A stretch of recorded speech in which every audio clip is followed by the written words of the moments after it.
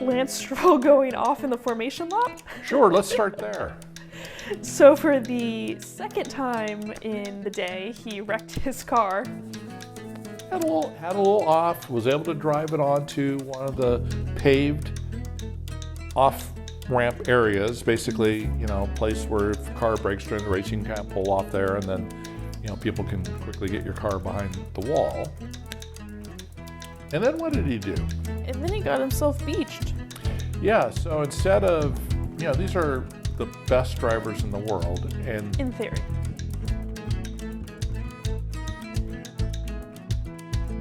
Welcome back to another episode of This and That, a coffee chat with the Harra Team. Back for a normal episode, non-Halloween themed this week. And I actually remembered to turn on my microphone this time. Good work there. So I apologize for the quality of the sound last time. I spent a great deal of time in the editing software making adjustments to get it to somewhat passable levels. Mm-hmm.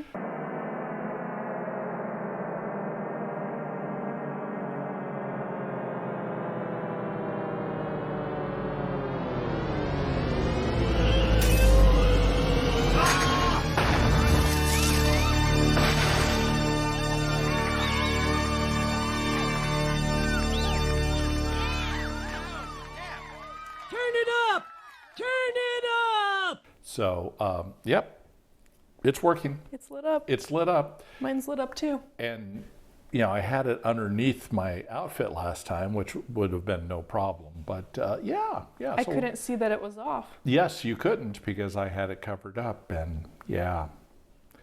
So, hey, welcome back. Lesson learned, like checking if you actually hit the record button. And since that cost me many hours of extra work, I will be extra diligent going forward on the state of the equipment. Smart. Yeah, thank you. Yeah. Well, I think we only have 3 topics this week. Our This and That has shrunk a little bit this week because they're big topics. They are big topics, and rather than doing an hour and a half to 2 hour podcast, our goal is to try to keep it under an hour, but we'll see how we do here. Yes, so we've got the economy, F1, and NASCAR, and that is it for this week.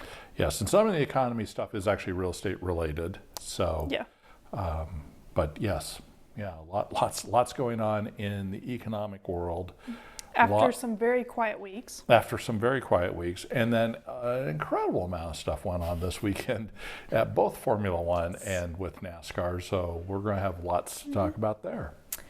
Do you remember last week when we were talking about the weekend coming up and we said, these are both good tracks, they should produce good races. I hope we don't oversell it and have crappy races. I think if anything, we undersold it. Yeah, I think so. I think it turned out just fine as far as that goes. Yeah. Yeah. Well. Shall I start with the economy? Yep.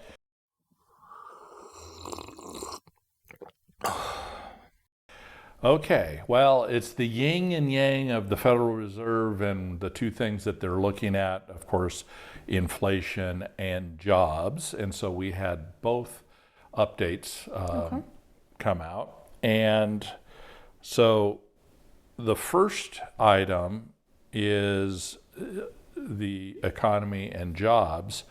And the U.S. economy added only 12,000 jobs in October, which is extraordinarily low. In addition, August and September numbers were revised downward by 112,000. Now, part of this is 44,000 jobs, I'll say it again because I stuttered. English as a foreign language is English. Jobs were temporarily lost with the Boeing strike. But nonetheless, the October numbers were far below estimates, and again, another sign that the economy is slowing. Okay, so if you're looking for interest rates cuts, that's great news. Let me paddle my way through all the numbers here. We talked about that. That's very good. But the other side of that metric is the inflation. Right. And while if you just looked at the top line number, in, I buried that well down there. There we go. Yeah, I see that. If you just looked at the top line number, once again, it was fairly good news. Inflation in September was 2.1%, which was expected.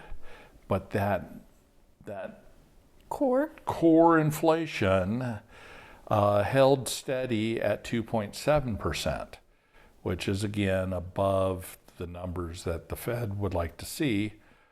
And of course, housing costs are one of those components. And if anything, housing costs got worse last month because while the interest rate dropped briefly, it went back up to right around 7%, which you're going to talk a little bit about what that's doing to the housing market.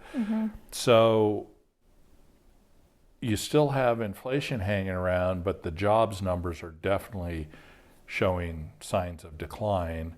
So I think the Fed and the markets are predicting like a 98.9% chance that the Fed's going to drop the Federal Reserve rate by 25 basis points this week. Okay. They're also highly anticipating another 25 basis points in December. So in theory, that should all eventually trickle down to those other benchmarks that influence mortgage rates, but we'll say it when we see it and not a minute before. So well, and that should, in theory, help bring that core number down. So long as there isn't pent-up demand Right. and it brings buyers back into the market and it keeps on driving up home prices. Right. So home prices continue to grow, not to steal your thunder, but at a much slower rate, but they're still increasing month over month. And a lot of people are thinking, well, home prices are going to come down. Home prices are going to come down because everybody remembers 2008, 9, and 10. Right. And that was a housing bubble. And this is a little bit different beast, different kind of economic recession. And typically, as we've talked about before, in recessions, not saying that we're in one, just looks like we're heading to one, unless the Fed can work their magic and stave that off. Typically, home prices remain steady or increase during most non-housing related recessions. Right. So, we're not seeing prices drop. Right. I'm just seeing if there's anything exciting else in here, but not really. So those are the big headlines where we're at right now. And you said the Fed meets this week? This week, yes, after the election. Thank goodness we're almost done with that. Yes, are you tired of your phone blowing up and just us? Text messages and commercials and phone calls and So, and I saw a story today. Remember, I made a snide comment that hopefully Arizona. I saw a news story earlier today on the national news that Arizona going to be Arizona, and it might be 7 to 10 days after the election before they can get all the ballots counted.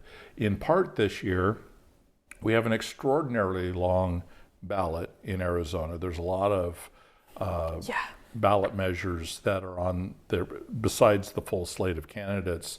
And so it's 2, legal-sized pages front and back of ballots, and so it's taking election workers longer to get the ballots out of the envelopes and get them sorted and all that type of stuff. And Maricopa County, which is the largest county in Arizona, has said that just with early voting, they've already fallen behind in the processing. And of course, they can't start counting ballots until Tuesday, but just getting them ready, they've fallen behind. Wow. Well, that is home of Phoenix and the greater Phoenix area, so a heavy percentage of Arizona's voters are going to be there, but that is true. That tells me that a lot of people are early voting this year. Yes. But apparently the county elections official said Arizona going to be Arizona. Okay. So hopefully we won't be waiting on the Arizona decision to decide who won the election. Yeah. Okay, well, hopefully when we record next week, we will Know who the next president Yeah. is supposed to be? Yes. All right, so more economic news / housing related on this side of things. So record levels of tappable equity in homes right now. Basically, people aren't drawing out as much equity out of their properties as they would historically. So at the end of Q3, U.S. mortgage holders held over 17 trillion in equity, and over 11 trillion of that is tappable, basically meaning that they can pull it out and still have 20% Equity in the home. Yeah. So a lot of potential leverage there if homeowners wanted to use it. And on an average homeowner basis, that comes out to $319,000 of equity overall, $207,000 tappable, which I think really speaks to the number of buyers out there that don't have a loan anymore, and B, or sellers, homeowners, and B, the number that have 50% or greater equity in their home. And these are numbers that we've looked at before, that we've talked about before, and it's a large segment of sellers, potential sellers out there. True, and it also reflects the last 4 years of appreciation in home values that were far exceed historical amounts, and the benefits of those that refinanced or purchased with historically low interest rates. Yes. Because if, for example, in my home that I purchased in 2020, I am now paying more principal on my loan than I am interest, and that's a crossover at 4.5 years, where previously it would be 10 to 15 years before you saw that crossover. Yeah. So every month I'm making a payment, more of it is going towards principal than interest. And so there's a lot of people just like me in that boat, and we're just creating equity each month when we make a payment. Yep. So even though the Q3 withdrawals hit a 2-year high, the total is still only 0.42% of what's available. And the 10-year average is 0.92%. So that's telling you that it's about half the rate of normal on what people are pulling out of their homes. And we talked a little bit off camera about what might be driving that. And, people's memories, again, everybody's waiting, not everybody, but most people are waiting for the housing market to crash, quote unquote, because our minds go back to the most recent big economic event, which was the Great Recession, which was a housing-led recession.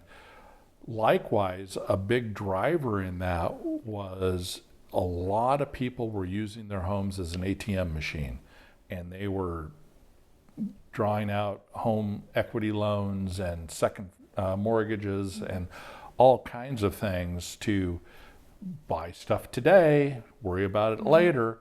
And I think a lot of people are also remembering that and seeing perhaps difficult economic times ahead, and they are resisting that desire to tap into the equity that they have in their home, and rather they're preserving it until they really need it, rather than, gee, I'd really like to go on a nice vacation. Let's, pull 5 to 10 grand out and go to Europe and whatnot. So, 2 thoughts on that. One, lending guidelines are also a lot stricter now than they were at that time. yes. So that could be part of preventing people in some ways from being as aggressive in doing that as True. they were in that time.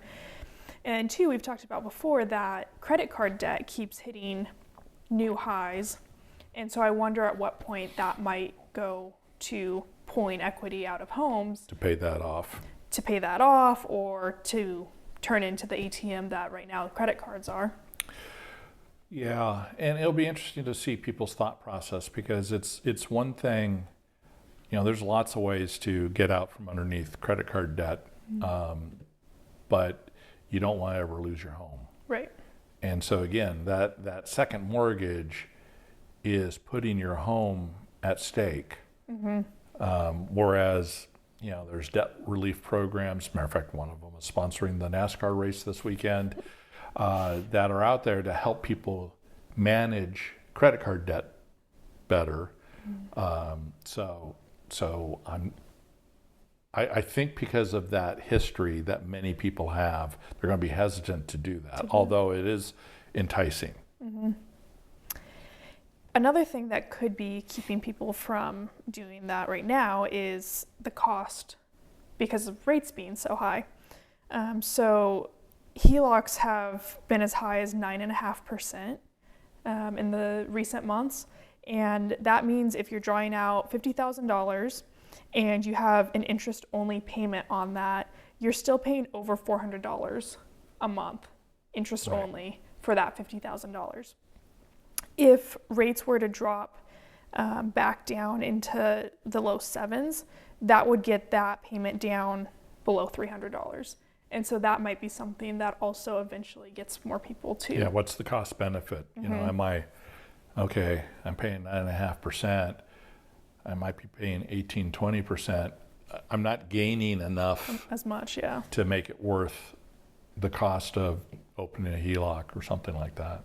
and the risk. And the risk, yes. Yeah.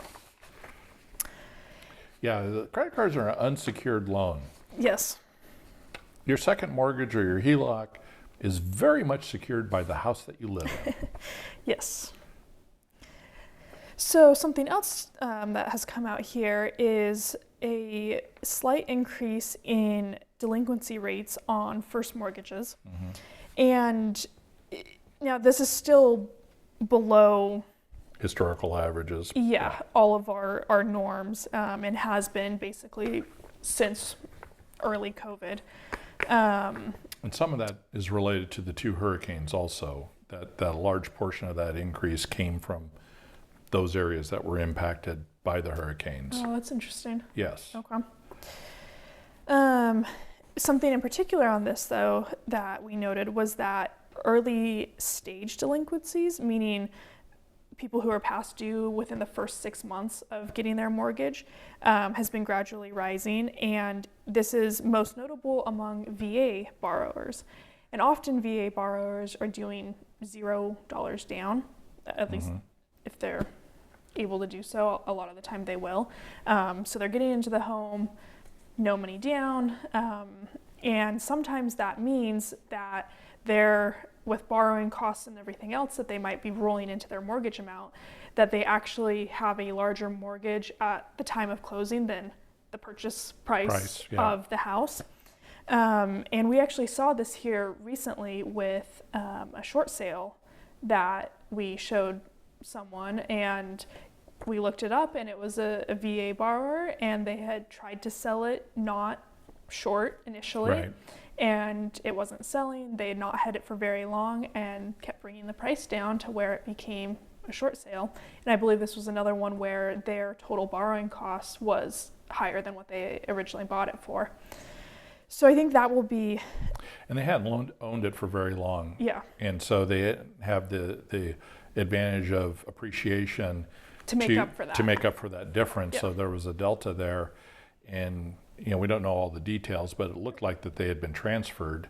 And Most likely, yeah. Yeah, because the house was vacant. And so some of that increase might be recent purchases, people being transferred, being upside down a little bit in the home, and struggling to make, well, this is delinquencies. This isn't even necessarily short sales, though. So, yeah, something's going on with the VA. Now, the FHA number is fairly high, but that is to be expected because those are typically your lower income, first-time home buyers. Right. But the stark, surprising increase was with those VA borrowers.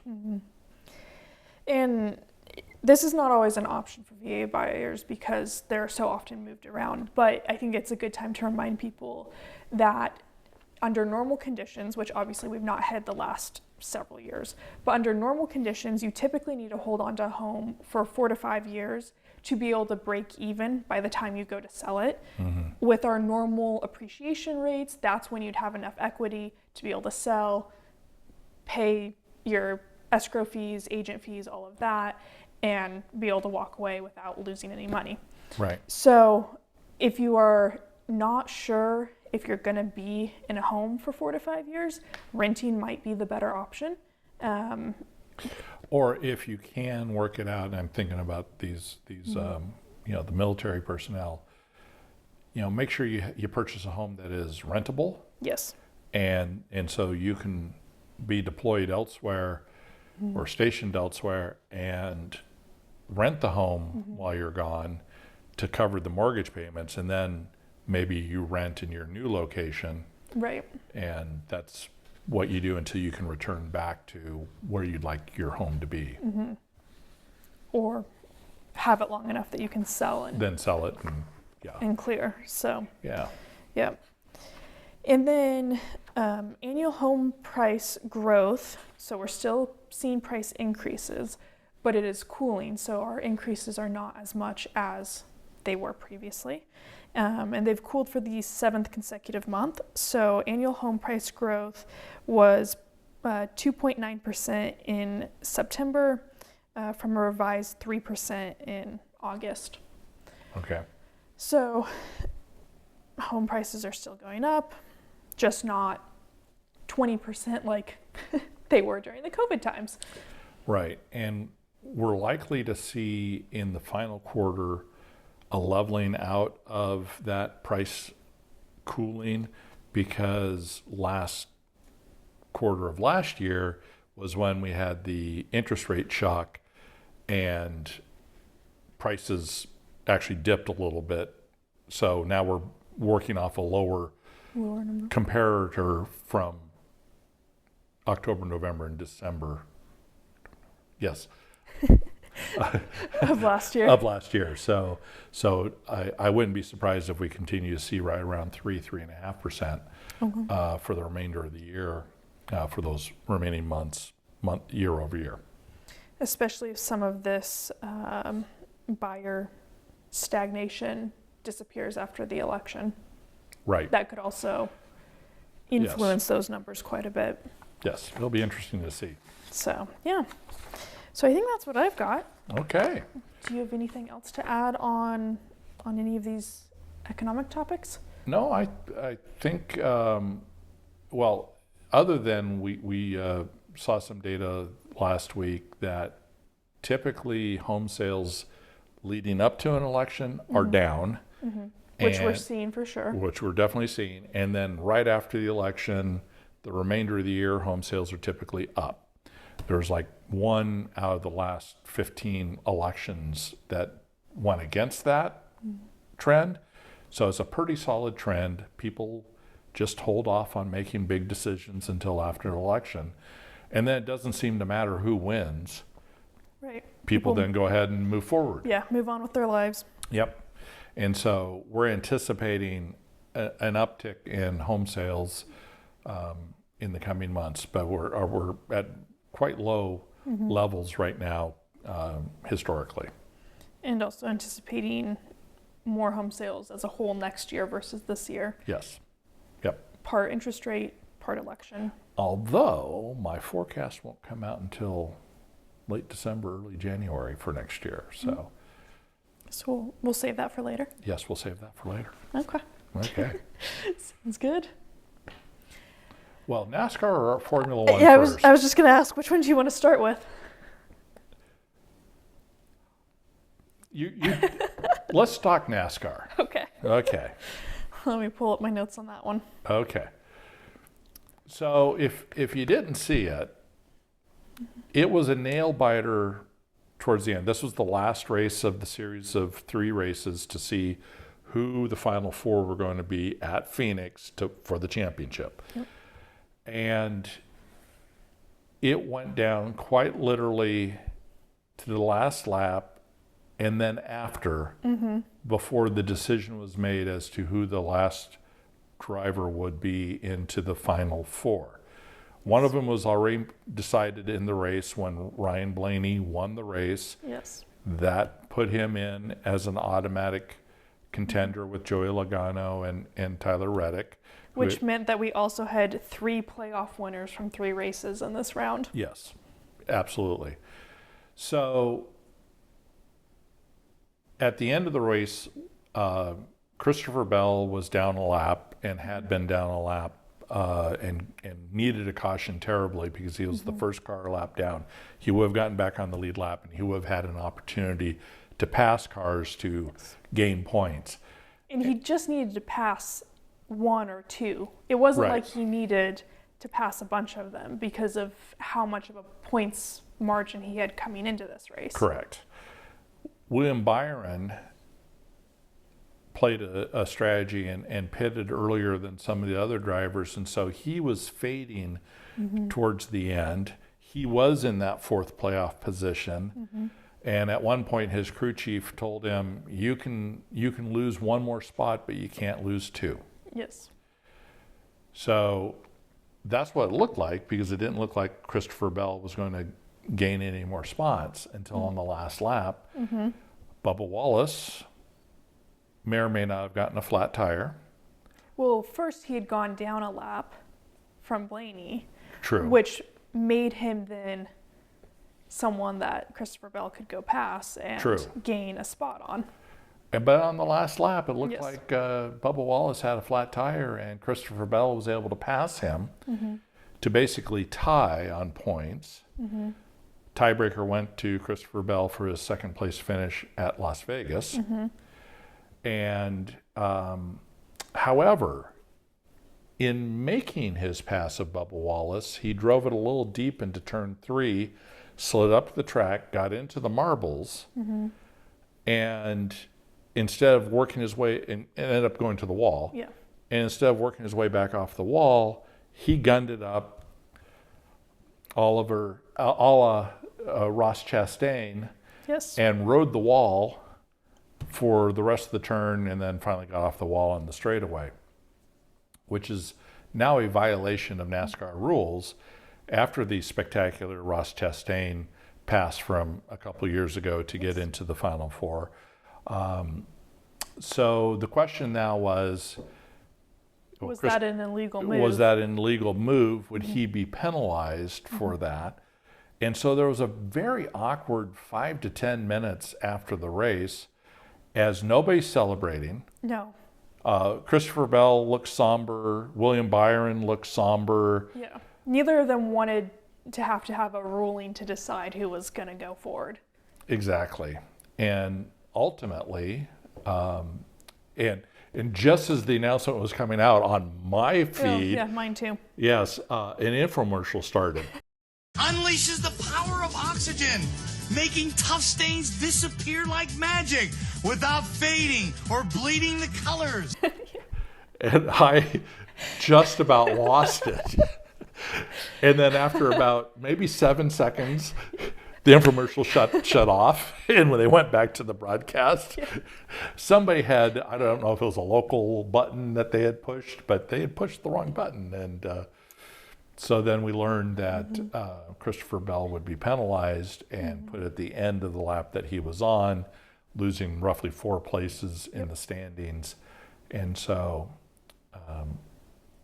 That put him 4 points behind Yep. William Byron. And William Byron will get to race for a championship.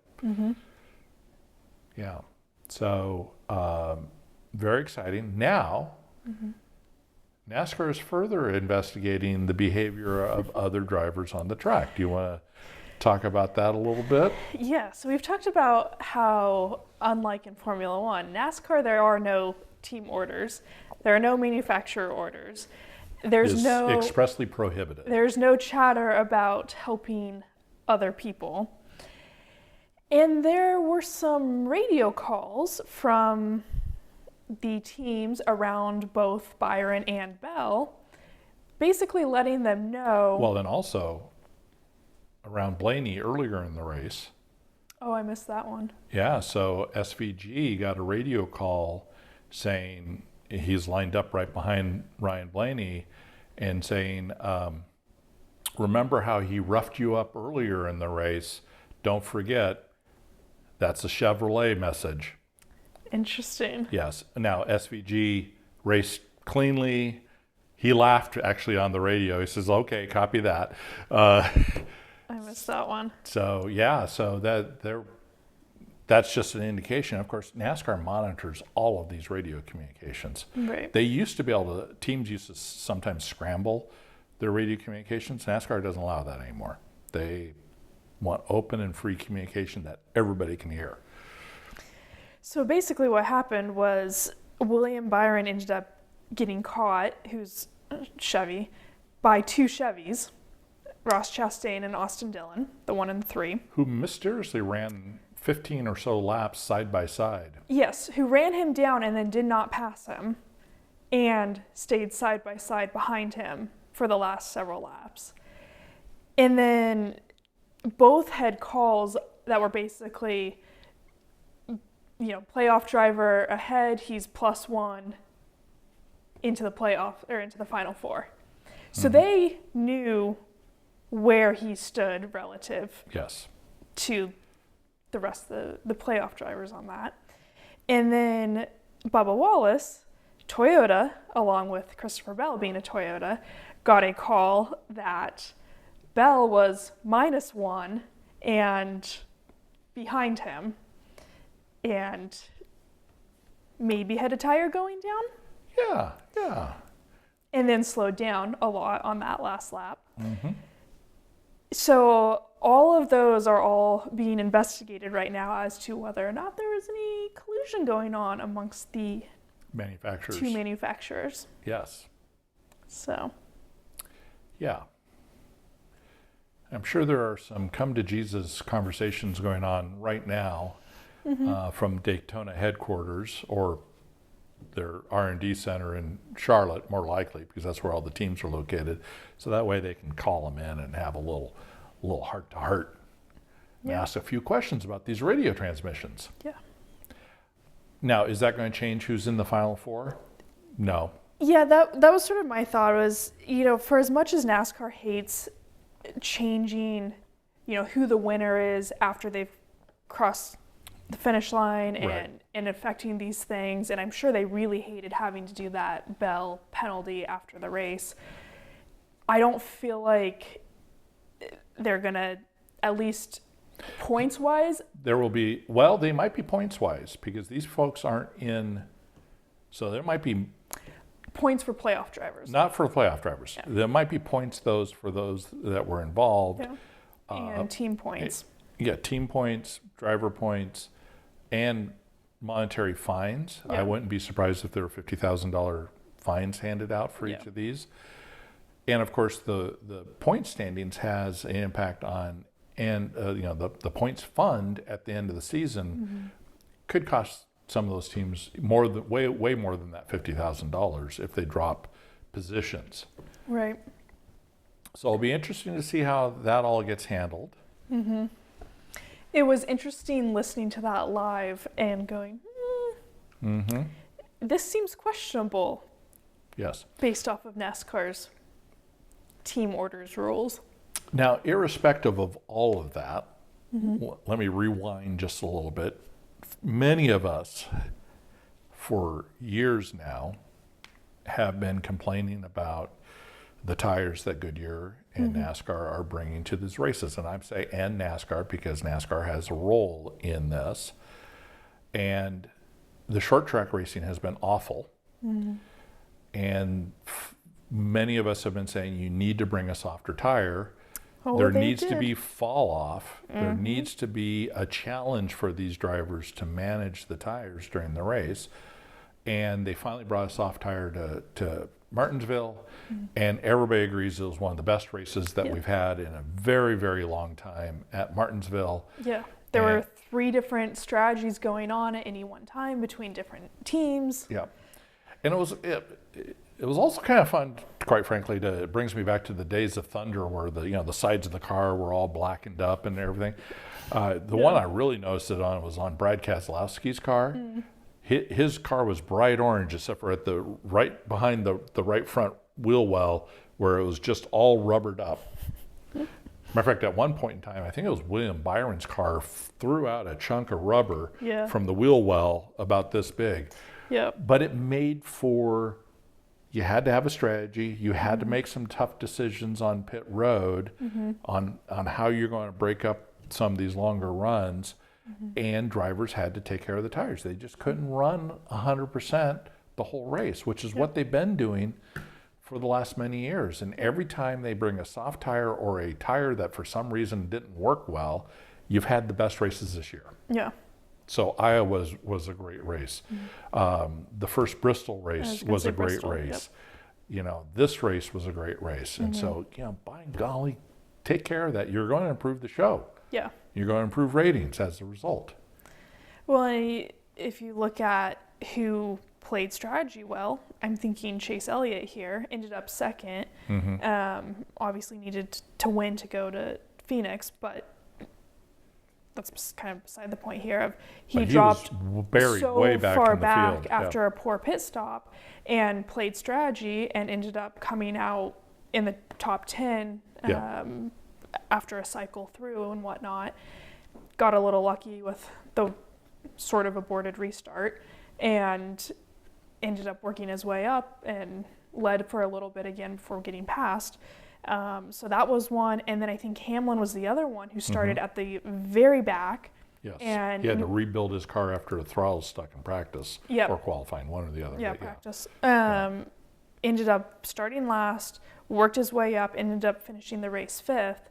And they were doing, the car was, I think, good also, but they were throwing out different strategy calls and when they were going to pit, what they were going to do, if they were doing right sides only, which I feel like we haven't seen a lot of right side only calls in a lot of NASCAR races in the last few years. Not a long time. It used to be a common practice. Yeah. Yes, to save time on pit road. Yep, and several drivers did that in this race. Yeah, and it was a long time ago that NASCAR and Goodyear went to this harder live forever tire. It was after they brought a bad tire to Indianapolis and the teams could barely go 10 laps before they needed to pit for tires. You know, I mean, they tried to make them live, so it wasn't a very good race. You know, at that point, NASCAR, I feel, overreacted and said, never again. Yeah. Well, now they're understanding the value of putting on a good show. Yeah. And a good show means you have to have this variability in the racing, and you got to put it more in the hands of the drivers. Yeah. Right now, it's whoever's car is best set up and who can drive 100% and go faster. Now it's like, well, you got to actually manage things. That's why those cars are 3,500 pounds, you know? I mean, it's, yeah. Well, and that was one of my other notes from this race is just overall throughout most of the field, it's like, man, these guys are good. Watching them at this track, I felt like that really showed through. And again, the playoff drivers, we've said this the last 2 weeks as well, but the playoff drivers all came through. I mean, other than the 2 that were already locked in, who these races really didn't matter to them. But for the other 6 that were competing to go to Phoenix, they, again, all performed well. Yep. We're all running in the top 5, top 10. And it's like, you know, now you look at it and you're like, wow, Larson's not racing for a championship in Phoenix. He won 6 races this year, and he's not made it to Phoenix. Bell, the last 2 years, has made it to Phoenix, has always been, you know, the underdog going through, and looked to be in the position to do that again, not going to Phoenix. Right. So you have good drivers that performed well, and it's just everyone else performed well too. Yes. For 3 rounds. Yep. Exactly. Yeah. Nobody gave it away. Nobody gave it away.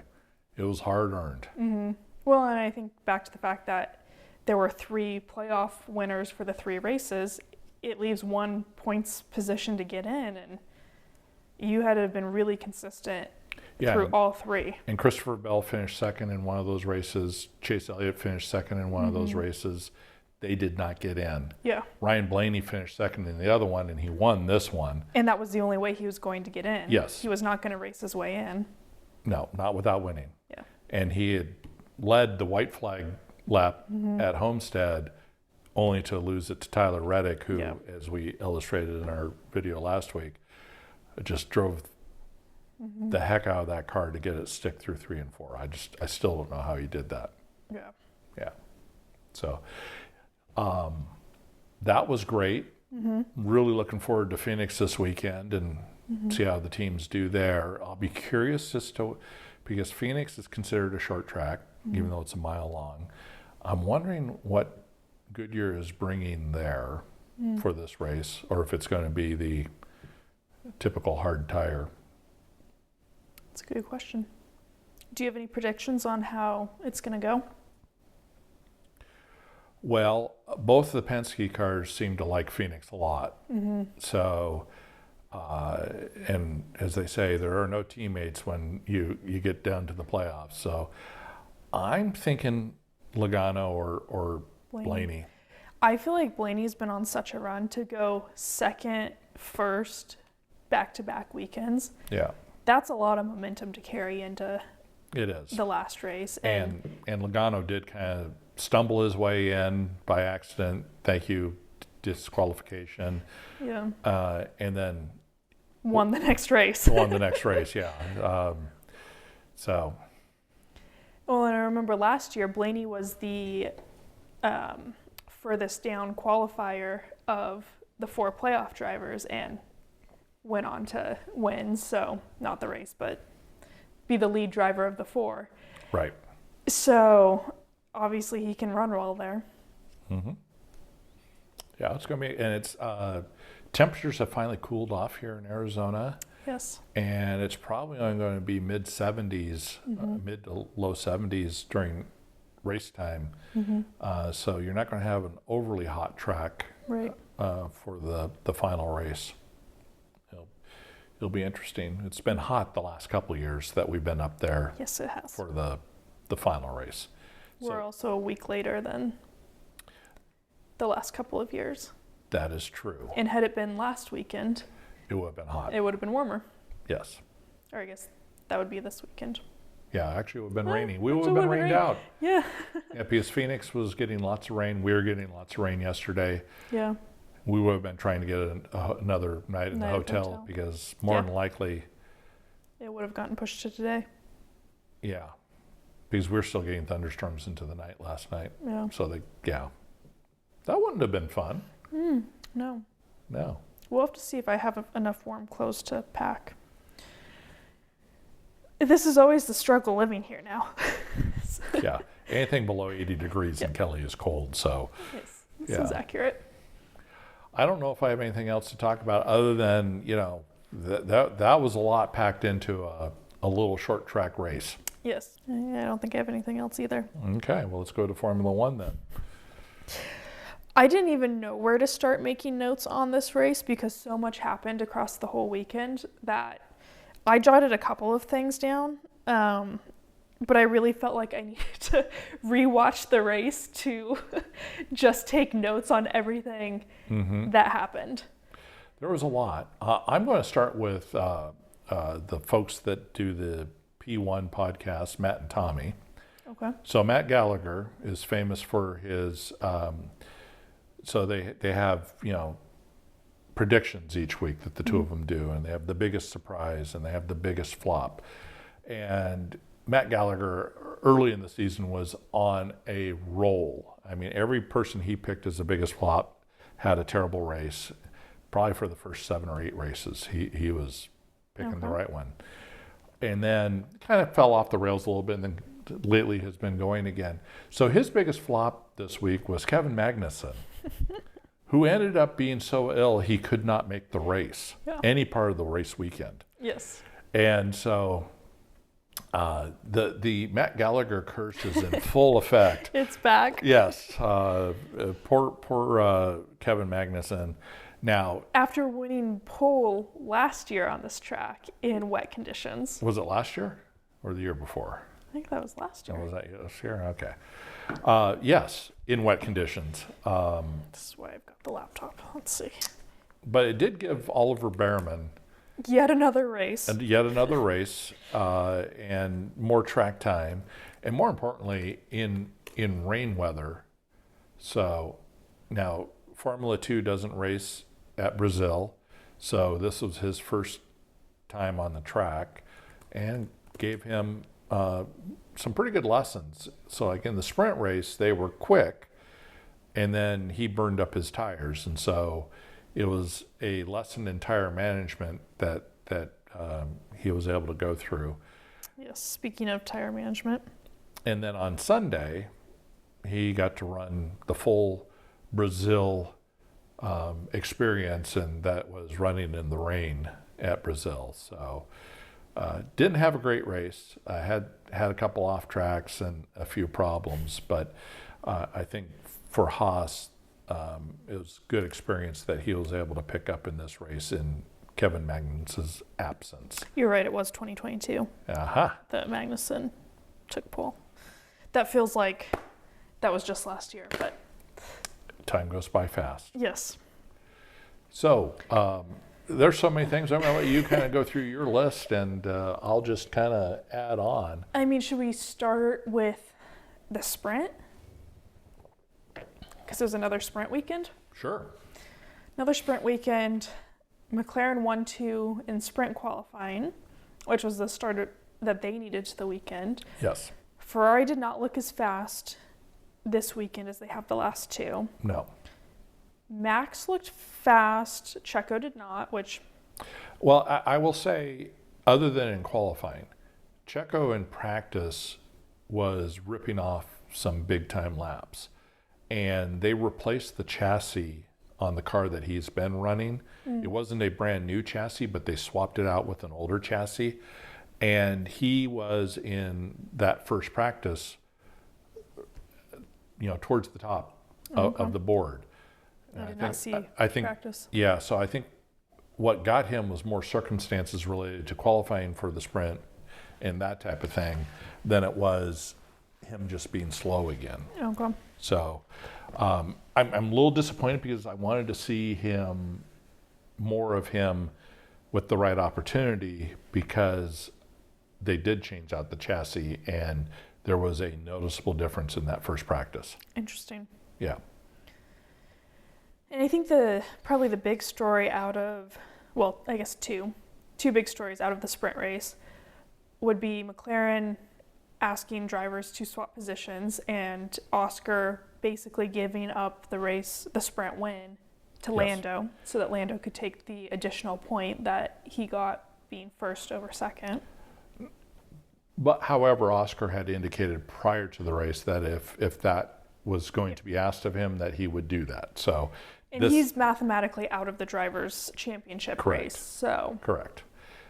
But it's hard for these very competitive people to give up wins. That's why they're there. Yeah. They're there to win races.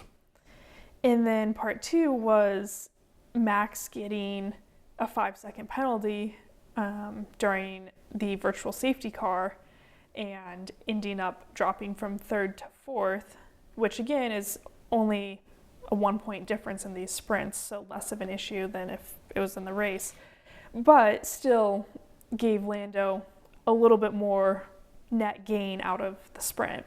Yes. Yeah. And then qualifying came for the race. Well, they tried to qualify on Saturday as per the schedule. And it didn't happen. No, the rainforest arrived and deluge fell upon the track to the point where they could not even attempt to qualify. Yes, even with full wet tires. Even with full wet tires, yeah, there was little rivers running across portions of the track. And I get that when you have that much rain, and it's going to be an issue no matter what, but I still think it's funny how these are such technologically advanced cars, and then when it comes to clearing water off of the track, they are sweeping water with brooms. Yes. So this is your biggest pet peeve. Yes. So what does NASCAR do? NASCAR has jet dryers. They have big things that go around the track in formation, blowing the water off of it. Yes, and drying it, because these are literally jet engines. Yeah. Drying the track. Drying the track. And they'll all go in formation behind each other so that it can go down the banking of the track, and they can, once it stops raining, get tracks dry pretty quickly with those things. And even maintain the track fairly well while it's raining. Yeah. Yeah. And F1 has people with brooms. Brooms and a typical street sweeper, which I don't know what that street sweeper's going to do to help get water off the track. Yeah. It's the most ridiculous thing I've seen. And I don't understand why they don't just have some jet dryers that get flown around with them everywhere they go. So on the P1 podcast, the post-race podcast, one of the questions was, which is most worthless? Formula One rain tires or Lance Stroll? Which is a whole nother subject. Yeah, we'll get there. But there's this incredible hesitancy to ever run the rain tires. They have intermediate tires for when the track's somewhat wet, but they almost never run the rain tires. And it's the question's often asked, well, why have them? Yeah. Why pack them along? Yeah, the issue the FIA has is, well, there's so much spray that it's dangerous and the drivers can't see and so on and so forth, so it's too wet. Well, if you never run the wet tires, then why have them? Yeah. And I understand that more for the race because you can't really control, or you're not going to control your spacing between you and the other cars. But on qualifying, why can't we throw those on? And if you can't see, that's your choice to run there. Right. You can time when you go out to do that lap to not be behind someone. Yeah. So make them go run on wet tires and... Yeah, I think we're spitting into the wind on this one, but that has, I mean, that's pretty broad in the fandom of Formula One is like, you have the tires, run them. Yeah. Or don't bring them. Yeah. I mean, bring the jet dryer instead. I mean, if you're talking about trying to be, environmentally sensitive and net zero and all this type of stuff, you're producing a whole bunch of tires that never see the light of day. Yeah. Yeah. So, which also, while talking on this subject, another item from this particular weekend that was, for me, disappointing was the track got repaved. Yes. And it was the bumpiest ripple washboard repaving that you ever want to see, and if these folks were doing your driveway, you'd be asking them for your money back or for them to redo it. I was watching the race with a friend, and they were talking about the poor paving job, and my friend goes, well, it's just like repaving in Tucson. Well, yes. Yeah, you're not wrong. I mean, they probably spent over $1 million repaving that track. You got to get it right. Yeah. You got to get it right. And it was bad, especially the long straight after turn 3. If you went to the left side, your car was bouncing so hard. They kind of got the main racing groove fairly okay. Yeah. But that's where a lot of the overtaking takes place. Right. And if your car can't stay on the track, connected to the track, right, it's tough to make that pass. So anyway, so off my soapbox on that one. What do we have next? So then getting into the race itself, which was moved up an hour and a half Well, earlier. we didn't talk about qualifying. Oh, yeah, we didn't get to actual qualifying, did we? Yeah. Yeah, so then qualifying happened at what, 3:30 in the morning our time? Yes. 2:30 in the morning? Something like that. It was in the middle of the daylight savings time change Change. that the rest of the U.S. does, but we don't do, that Brazil wasn't doing. So I have no idea what time that actually came on for us. Us and our sister state Hawaii don't make the time change. Oh, okay. Yes. Yeah.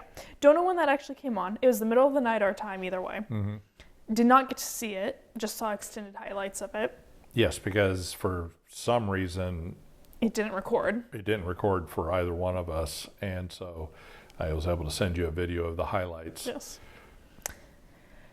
It ended up, again, kind of a mixed field as far as where people ended up out, and then there were incidents. So both Williams cars went off and wrecked. both Aston cars were off and wrecked. Sainz was off, wrecked, which meant lots of rebuilding. And they had very little time between qualifying and the start of the race to rebuild the cars. So one of the Williams cars Albon never made it back. Never made it back. Yeah. Yeah. And then to have, for Aston and Williams to have both of their cars to have to rebuild. I mean, obviously they decided they wouldn't be able to do Alex's, but like on the Sainz front, since Charles can't do anything to his car, park firm conditions, you can at least have his team help rebuild Sainz's car in that 5-hour time gap. Yeah. The Astons and Williams couldn't necessarily do that because both of their cars had to be rebuilt. Both crews were working on a car each. Yeah. Yeah. Well, and the other thing that happened was one of those red flags came out as a number of the drivers were on their final hot lap for qualifying. There wasn't enough time to restart the session, so people like Max Verstappen Yeah, this was in Q2.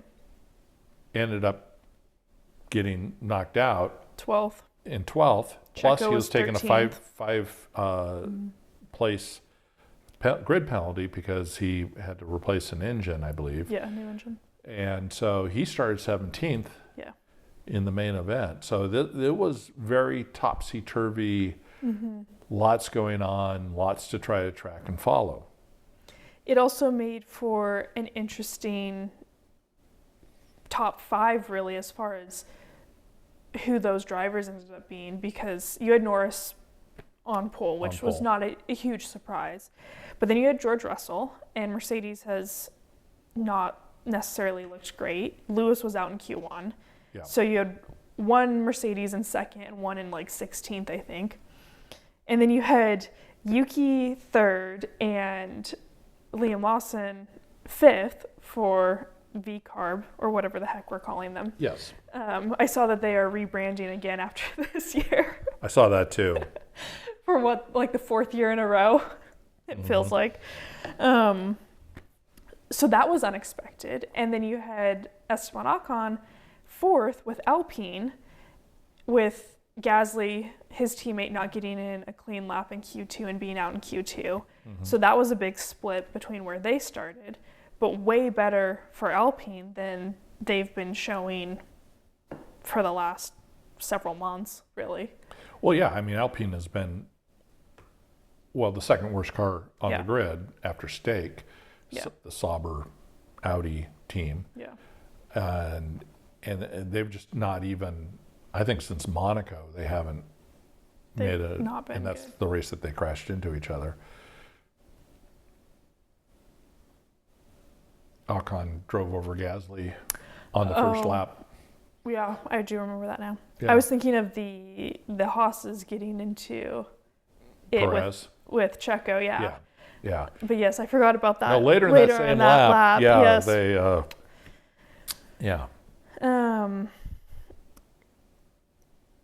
at least they were a midfield car at that time of the season. Yeah, and then They just have fallen off the map almost as fast as Aston Martin. yes, and then they brought Gasly upgrades in Austin, I believe. I think so. And yeah. he looked good the last couple of races. Ocon has them now as well, and it showed. I mean, granted there was rain, so that also equalizes the car. Yeah, so rain is the great equalizer. Ocon and Gasly, through strategy, ended up never doing a hot pit stop. Right. They were able to change tires when later in the race a red flag came out when... Yeah, which we haven't even gotten to the race yet. Oh, no, we haven't gotten to the race. However, they ended up finishing both on the podium. Right. That jumped them from 9th in the points to 6th in the points. Yes. Because they had that's a huge haul in points for... 35 points across the weekend. Yes. For Alpine. That's a $50 million, if they're able to hold on to 6th place over the last three races, $50 million payday for them. That's how big their weekend was. I'm in the money. Yeah, that was a huge weekend for them. Huge. Absolutely huge. So. Yeah. So qualifying was interesting. Drivers ended up all over the place. Yes. And it didn't seem to matter who you were. It seemed like almost everybody had an off. Yeah. And everyone was struggling. yes. All right. Well, where So do you want to then- start on the race thing? 5 hours later, we get the race, which got bumped up earlier Right. by an hour and a half to, in theory, help with weather. And Turns out they kind of guessed wrong.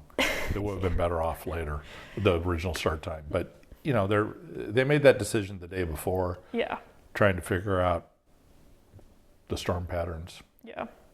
So they had a little So- bit of rain. So should we start with Lance Stroll going off in the formation lap? Sure, let's start there. So for the second time in the day, he wrecked his car. Had a little off, was able to drive it onto one of the paved off ramp areas, basically, place where if a car breaks during the race, you can kind of pull off there, and then, people can quickly get your car behind the wall. And then what did he do? And then he got himself beached. Yeah, so instead of, these are the best drivers in the world, and In theory. they have all learned how to, hold the brake, turn the wheel, gas it up, and spin the car around in place. So he could spin the car around in place and then just drive back onto the track if he wanted to. And he sat there for a few seconds trying to figure out what he wanted to do. Instead of doing that, he decided, well, there's a little sand trap over there. I'll just try to drive through that. Had he done the track walk before the race, the race weekend started, he would have seen that one's far deeper than your ordinary sand trap. And Maybe he just didn't go play in the sand. Yeah, well, anyway, he beached his car there and was stuck. And unlike NASCAR, you cannot get pushed out of a place like that and then continue racing. Yep. If you get any outside assistance whatsoever, you are done with your race. We'll get to that point later. Yes. So all the rest of the field have gridded up, and you have a car stuck In the in the sand. kitty litter. And so they had to not abandon, but abort. Or abort, not abandon, or one or the other. Anyway, so they decided Yeah. to I think it was an abandoned start. abandon start, which an aborted start, we're probably have this backwards, so just bear with us. Yeah, one or On the one other. of them, what happens is instead of all the red lights coming on and going out indicating to start the race, a green light would come on telling them to do another lap and re-grid. An abandoned start, the lights turn yellow. Or the other way, yeah. Yeah. The other option. Yeah, and you're supposed to sit there. And that it would allow your crews to come back out, because what they're saying is this is going to take longer than you guys just doing another formation lap. Yeah. This is we're going to have to go out there and cool the engines and do all this type of stuff, and we're delaying the start 10, 15 minutes. Well, apparently not everybody got the memo. So the top 5 drivers drive Just off went. as if they're going to do another formation lap. Yeah. Then after a while, a few more kind of go like, and Yeah, then this was definitely a case of sheep following more sheep. and then there were people at the back of the field like Max Verstappen saying, they're not supposed to be going anywhere. I know what these lights mean. I'm normally at the front. I'm yeah. normally the one controlling this. Yes, and so they had a group at the back of the field that were just sitting there Yeah. waiting, and then finally they were all told, well, no, go drive around because The front's now going to catch you. yeah, and the bunch of yahoos. And so there was all that commotion going on, and we hadn't even started the race yet. Yeah.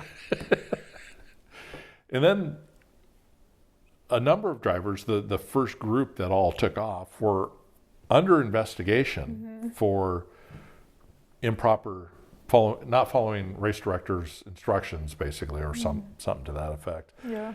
And Start procedure. and then they decided that they would handle it after the race. So you didn't know if they were going to get a 5-second penalty, a 10-second penalty, a monetary fine, what they were going to get throughout the whole race. And so even when the race was over, nobody would say, well, these are the final standings, because nobody No one knew. knew. Yeah. Yeah.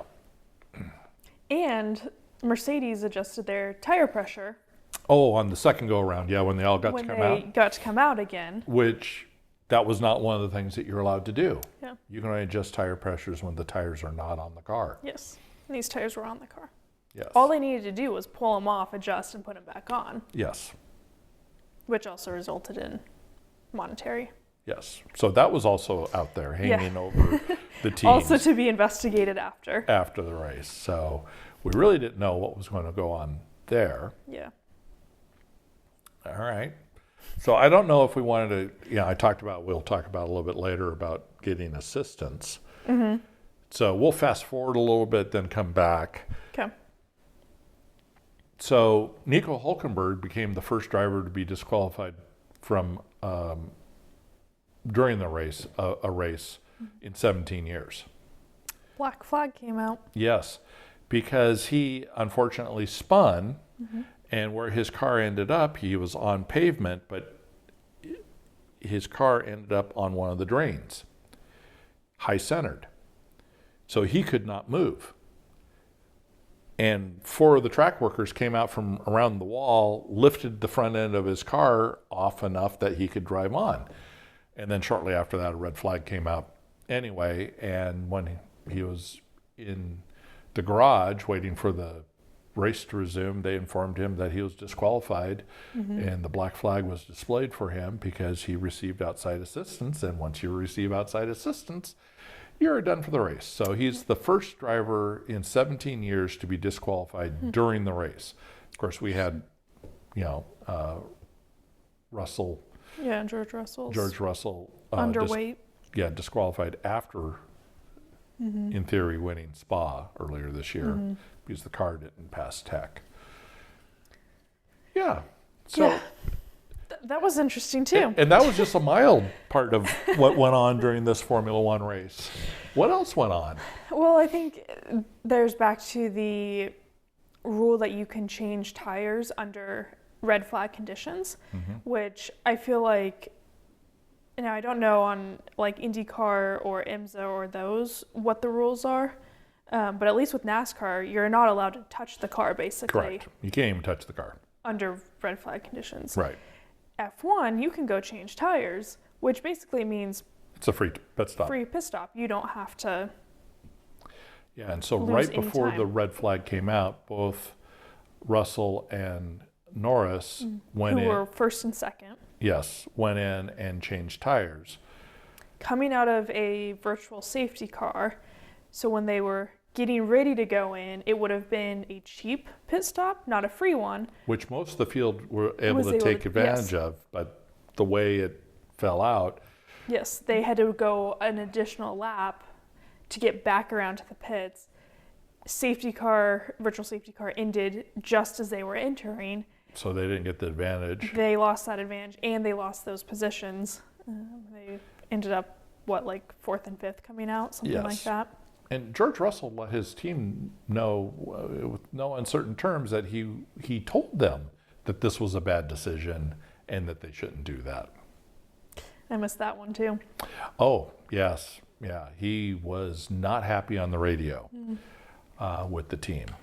So, Basically, by the time the red came out, the only people that had not, or at least that were up front, that had not stopped were the 2 Alpines and Max Verstappen. and they all got a free And they got change a of the free- tires in the pits. Yeah. Yeah. And I feel like every time this happens, it brings up the same question of why are you allowed to change tires under a red flag? Mm-hmm. It seems counterintuitive to most series red flag rules. I think the one exception to that argument might be a situation where you've gone from dry to rain. A car bends it they have to bring out the red flag. Now you got a bunch of cars sitting on pit road on slick tires, and it's going to rain for the next 45 minutes. Are you going to send them out to do a tiptoe lap around the track on slicks? Risking that more cars will go off and you have more red flags. And so I think that's why the rule is in place for them to change tires. But you could also make that a condition of it being deemed a wet track in the same way that as soon as it's deemed a wet track, DRS gets shut off.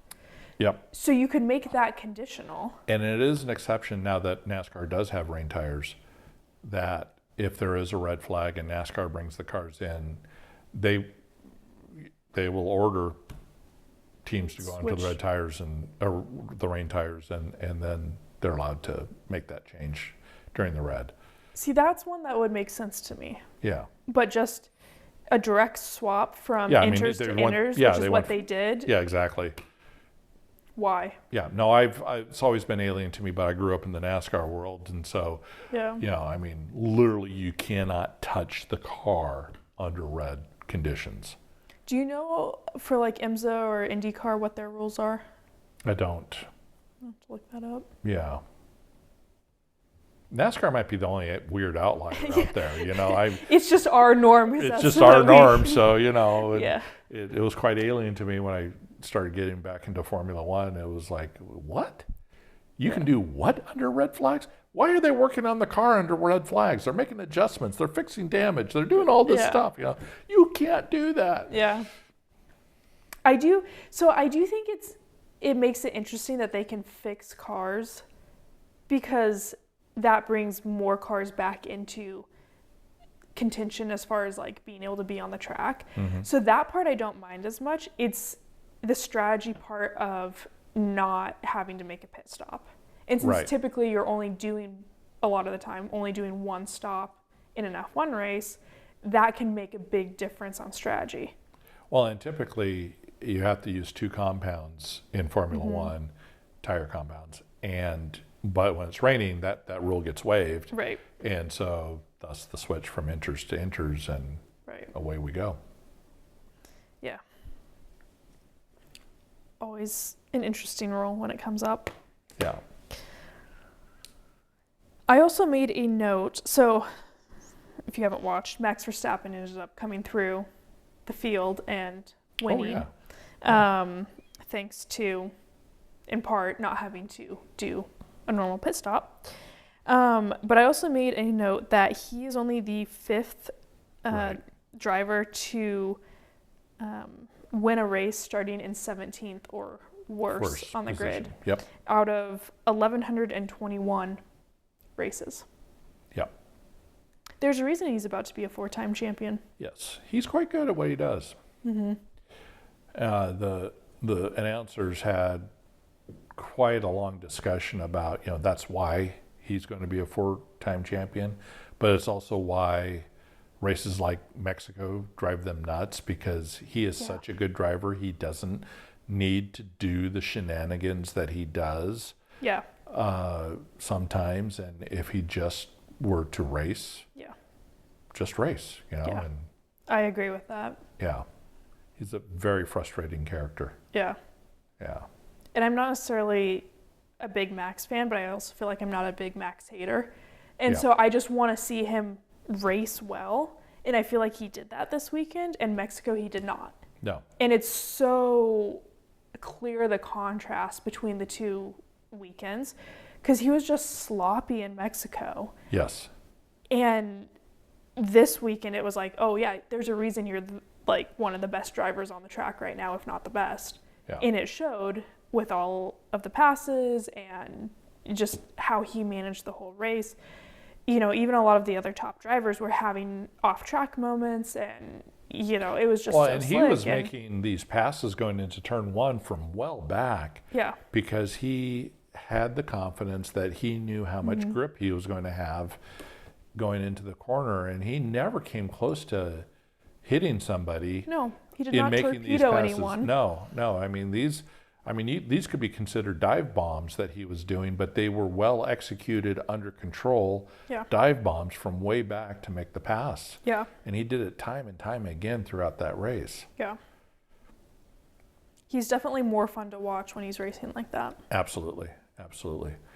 Now, back to the track condition itself. Lewis Hamilton had a terrible weekend, and he's normally very good in the rain. I mean, he won Silverstone in the rain, back and forth, but nonetheless, he gained his big advantage during the rain. So the car is not suiting him again. And I think he's having more issues with the bouncing than Russell seems to be. Yes. And I don't know if they're running different ride heights or different setups that is causing that, or if it just really doesn't fit his driving style. Right. He was definitely bouncing a lot, and the reason I brought that up was when you heard Fernando Alonso at the end of the race. He basically said, with 3 laps to go, he says, I'm going to finish this race because the crew worked so hard to get this car back together. Yeah. But my back is killing me right now from all the bouncing that they've had to do on that track. And so I'm sure he and Lewis Hamilton is extraordinarily popular in Brazil. And I'm sure he had a few words of recommendations for what they should do at the track prior to them returning.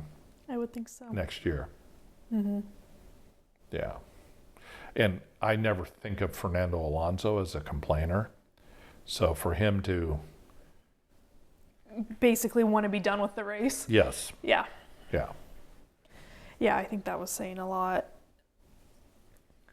Yeah, I haven't, the qualifying highlights were like 12 minutes long. I have no idea how long the race highlights are. It's probably 30 minutes long because there was so much stuff going on in this race. Yeah, like I said, I haven't rewatched it, and so I haven't taken notes going through it, but I'm sure there are more things that we are missing out of all of it. And I mean, when a quarter of the field doesn't finish the race, I mean, to be fair, 10% of them didn't start the race, but true. When a quarter doesn't finish, but 5% of them should have started the race. They just they just did a Lance Stroll. I still can't get over his interview of talking about how paid drivers aren't in Formula One. Yeah, you just can't have somebody come in and buy the ride for you like they're, if they have a rich dad or something. Mirror. Anyway. Yeah. So, Formula One's going to be off for a couple weeks. They'll be back in Las Vegas. Yep. NASCAR wraps up next week, which is going to be very sad. The NASCAR off season is tough for us NASCAR fans. Especially because it's so consistent. I mean, there are almost no weekends off in the NASCAR schedule. Very few weekends off, yeah. When you look at the 2025 schedule that they put out, they literally said, whatever the date was, off weekend. Probably so that people weren't like, hey, why'd you skip that weekend? Yes. They explicitly said it was an off weekend because it happens so infrequently once the season starts up. Well, back in the 90s, they started this great series. This is, you're too young to remember this, called Winter Heat. And they'd come down here to Tucson, and they had the top late model drivers from around the country come and race every weekend at Tucson Raceway Park. And I think it was, 4, 6, 8 weeks long. So it kind of filled that gap, bridged, in the calendar. And boy, I'd really love it if they could bring something like that back again, just so we can get our racing fix. And that's where Greg Biffle got his start and got he was discovered. He ended up going, I think, 3 laps down in a 100-lap race, and under green flag worked his way back to the lead lap. You got to be fast to do that. And the late Benny Parsons called up Jack Roush and said, you need to take a look at this young man. And he's in the Hall of Fame now, right? I believe Greg made it into the Hall of Fame. He won the Truck Series Championship, the Xfinity Series Championship, and was in the Final Four at least once in the Cup Series, but he never won the Cup Series Championship. But it wouldn't surprise me if he's in the Hall of Fame or on the short list to soon be in the Hall of Fame. Let's see. He's been doing a lot of rescue work here recently, using his helicopter to fly supplies into North Carolina after the hurricane. 5 minutes later. Let's see. He was named one of NASCAR's 75 greatest drivers last year when they were doing their 75-year celebration.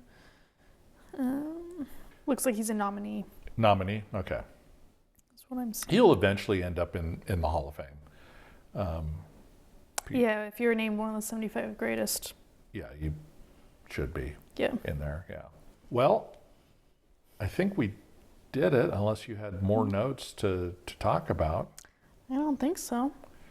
Okay. Just that my looking forward to is being up in Phoenix this weekend. Yep, we'll be up there. So I feel like it was around August, and maybe this was because we had talked about going up to Portland for IndyCar then and didn't make it.